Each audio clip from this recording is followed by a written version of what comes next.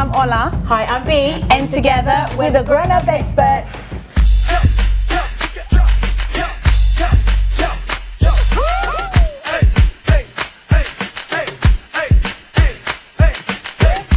We wanted to start with a bang. This is the first episode of the year, and fitness is one of the most important things at this time of the year, don't you think? Definitely. And also, in case you're wondering who stood next to us, this is our special guest, Mo. Yeah. He's a fitness fanatic. He's into his nutrition. A foodie. A foodie, big time. So yeah, welcome Mo to the show. Yeah, Mo, welcome, thank Mo. you for coming. Thanks for having me. So introduce yourself, tell our viewers who you are and what you do. Hi guys, so I'm Mo, kind of dabbling a lot really. I'm a personal trainer, fitness enthusiast, I also car trade and I do a bit of cooking on the side, so. A bit. So Mo, tell us, what's your attitude towards food and fitness? Well, to be honest, I feel as though with any sort of fitness regime, it's good to have a good eating plan. So you need to make sure that you have your segmented foods in place before you go for your session, after you go for your session, to maintain the gains, to maintain the retention, depending on what you're trying to do. Would you say like you're really strict when it comes to your food, or are you quite like lenient with what it is that you eat because you train so much? Do you know what? I do have a kind of a sweet tooth, and I do like a bit flavoursome Me too. things. I am just So- like sweetness is my middle name. Yeah. Literally. But how do you balance the two? Like, Do you know what it is? because you look really good. Yes. You look in shape. Yeah. Take it off.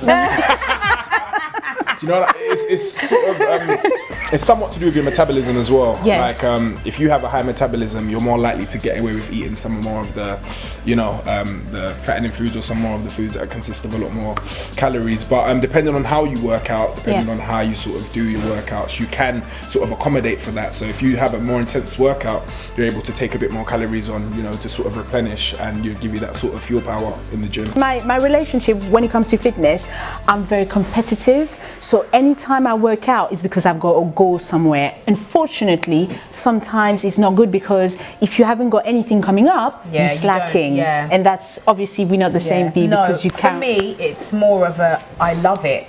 I love being in the gym. I love keeping fit. I want to look my best, and not in a vain kind of way. It's all about health. So you have to look It's okay to be vain. the diva in there. Oh my god, and who's the diva now?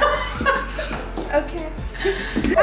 You know what? Like, Don't you think vanity doesn't have anything to do with this? A little bit. No, it definitely does a little bit. It Yeah. definitely does a little bit, and that's a motivating factor for some people in terms of, I know it'll help me look good, I know I'll get the required attention, I know people will tell me the results are showing. Yeah. Okay. But if you're someone who doesn't find that you're able to get that motivation to go into the gym and go and put in the work yourself, then I would say that a starting step and a sort of building block that you're going to get over is maybe getting a personal trainer or a fitness advisor initially. Yes. And once you get into the motions and start seeing the results you're trying to see, Yeah, I mean, I was always sporty. I loved training. I loved doing anything like that was just hyperactive, keeping me busy. Yeah. But when I started at the gym, I was like, Then when I got a personal trainer, I knew what I was doing. I was free to just go in there and be like, I can do this by myself, But it just involves a little bit of a budget, and for those that don't have the budget, this is. But to be honest, But you can get a training buddy. You can get someone it's true. that's even no money. someone that just gives you advice, Yeah. someone that you know that goes gym, that is sort of about that gym life, so to speak, they can give you that sort of advice. Yeah. So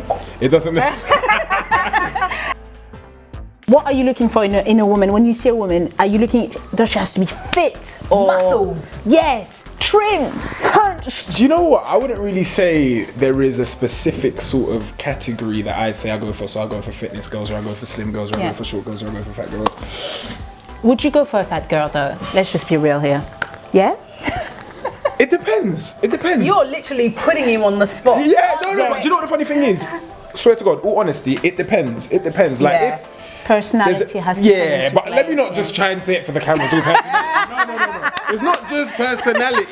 Do you know what I mean? Like if I see that there's more to it there's a genuine connection, because these days you don't really connect with people like you did before. No. Social media, all this stuff, like it's hard to build a connection with someone. You speak to people sporadically, or So it's not necessarily the size. What is your ideal fitness body? Do you have a celebrity out there that you're thinking, "Ooh, I like that. I'm working towards that kind of body"? In all honesty, no. I wouldn't say there's anyone that I look at and I'm like, oh, I want to be like him. There's people I'd like to train with. Yeah. Like who? I'd love to train with Simeon Panda one day. I'd love to train yeah, he is like amazing. with this young 21-year-old boy. What's his name? Arms Corleone. Like, I'd love to train with him one day. I see him putting in a lot of work on Instagram. Yeah. And obviously I'm about the gym life as well. So if one day I could train with a couple of them people, it'd be a nice little workout session. Okay guys, so I'm sure Ola's bored of the fitness stuff. She wants to get more into the food. So Mo and Ola are going to head back into the kitchen and prepare a tasty dish for you. So stay tuned. So today I'm going to be cooking our seasoned pasta with some minted lamb. Not too much flavours, just something basic that you could have after gym. So let's get started. We're going to show the ingredients. So the first thing we're going to do, I'm just going to slice this onion. So I'm using fusilli pasta, but generally you can use any pasta that you find at your local supermarket. I'm just going to put some hot water in there that I've boiled before, and you just sort of fill it up to the amount where it's just gone past the pasta. So I'm just going to pour the onions into my little saucepan here. So here we have chicken stock. Chicken stock you can use in a variety of foods, variety of dishes. So now I'm about to pour out the water. I've just tasted the pasta, very firm, but also soft at the same time. Just a light sprinkle around. We don't want to overdo it with the flavor. With my all-purpose seasoning. Onions are softening up, exactly how we want them. Don't want too much crunch in the pasta. A good thing to do is make sure you're ever so often checking the flavor as you're adding your seasonings to it. This will now go in to my pot. In terms of what we're having alongside our pasta, it's a minted lamb, slightly jerked, slight flavors, not too much to overdo it, you know, like we're trying to keep it as healthy as possible. Okay, so it's time to find out what Femi thinks. This is the best day of my life.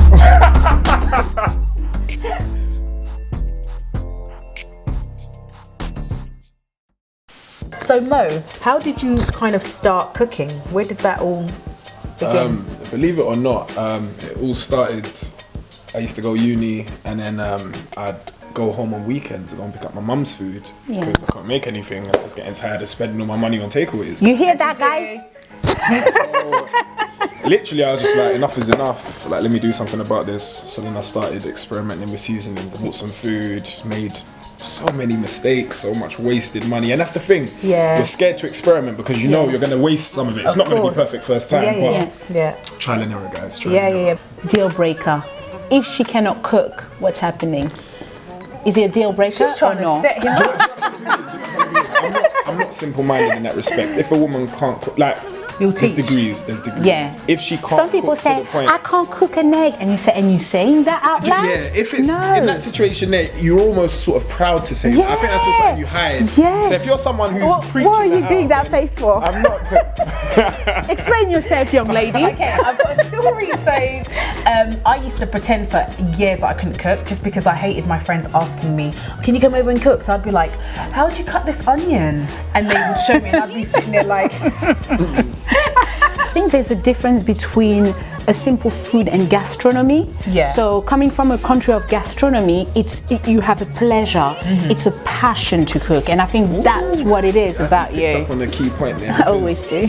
There's some people, they're okay just eating food. You Yeah. can send someone like a student to Tesco in town Absolutely. and they'll go and buy some 79p pasta. The fact that they're eating to get food into their system for that That's day, it. that's sufficient for them. Yeah. Whereas where food is almost like it's almost like an outing for me. Like, I need to make sure that I'm eating good, it tastes nice, I'm sitting there, my TV's on, I'm ready. Do you know what I mean? Like, I need to set it Enjoying proper. it. It's like your Enjoying it. fitness. It's Same in thing. itself, yes. Yeah. So you're someone like, I could cook something, make you taste it, and you could tell me every ingredient that's in there. You've got quite not every ingredient, but like to a certain extent, I'll be able to taste the basics. Yeah, no, definitely. I think I know your ingredients. A little bit of green, a little bit of cabbage. Mine is donuts. No, I'm joking. I talk like this, but I love food. I'm not like a junk I do too. addict. I do I'm too. not. No, I know you do, but I love food, but I'm not a junk addict. I wouldn't go McDonald's or Pizza Hut and say, yeah, I'm content with that. I would too. Yes. shame. I was thinking in my head. Without further ado, those two are going to show us how to be fit in 5 minutes. Yes. Okay guys, so I'm going to show you a couple of variations to do a squat. I know everyone's obsessed with getting that big, nice, juicy bum. So you want to really make sure your legs are parallel to your shoulders, and you're just going to sit down like as if you're going to squat on the loo. Okay, so we're going to go down and you're going to bring your bum out, and that is a normal squat, and then you just push back, and as you push back you tighten it. If you want a deeper squat, number 2, so you're going to tuck your bum in, still staying in the same position. So you're going to go all the way down and your bum's going to go in like that, and then you're going to bring it up. Okay, just to intensify that, we're going to bring our legs out so your toes are pointing out, and this is going to target more the inner thighs as well as your bum. So you're going to go all the way down. Oh yeah, that really hurts. And then you just bring it back up again. For the ab section, guys, I'm stood on Mo's feet, so he's well stabilized. His core is nice and tight, so when he comes up for his crunches, he's really working those abs. Mo's going to come up to the left, and he's going to come up to the right, and he's really going to be twisting his waist to really work those obliques. And then he's going to reach up high to aim at that lower ab. We all know that lower ab can be quite stubborn. So reaching up really high, keeping your core tight, that works the lower abs, and that gives you a nice strong core, and your 6 packs will be with you very soon. I wish we could have Mo every day, her for the fitness, me for the food. Unfortunately, this is the end of the episode. We're so sad. Yeah, thank you so much, Mo. It was so lovely But having you on. Yeah. don't be sad, because you can find Mo. Mo, where can we find your cooking? Where can we taste it? And your guys, fitness. if you want to find my fitness sort of cooking guide as well, if you go on my Instagram at MOZ_50, same for Twitter, same for Snapchat. You are the gentle chef, aren't you? The gentle chef. Yeah, I love that title. Self-proclaimed. He really is. No, it's been such a lovely time having you on the show. Yes. Had fun. So yeah, guys. Fantastic personality. I think it represents us combined. Yeah, food and fitness. Did you not enjoy the fitness part? I did. I love the food part as well. Yeah. So yeah. So Yeah. thanks, guys.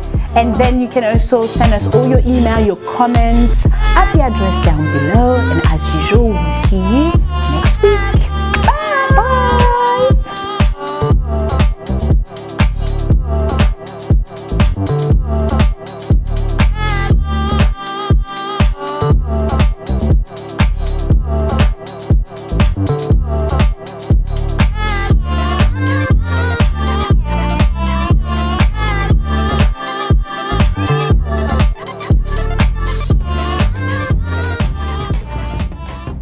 On the next Grown Up Expert, we're going back to basics, looking into our winter wardrobe, and tune in for more.